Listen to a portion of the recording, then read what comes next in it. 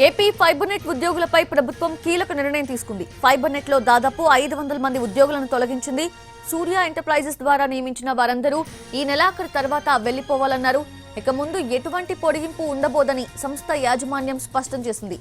ఈ ఉద్యోగులంతా fibre net కార్యాలయానికి రాకుండా జీతాలు తీసుకున్నారన్న ఆరోపణలున్నాయి. దీనిపై ఫోకస్ పెట్టిన కూటమి ప్రభుత్వం దాదాపు 500 మందిని ఫైబర్ నెట్ నుంచి తొలగించింది.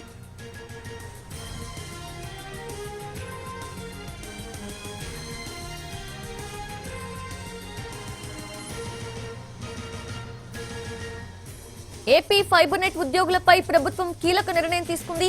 ఫైబర్ నెట్ లో దాదాపు 500 మంది ఉద్యోగులను తొలగించింది.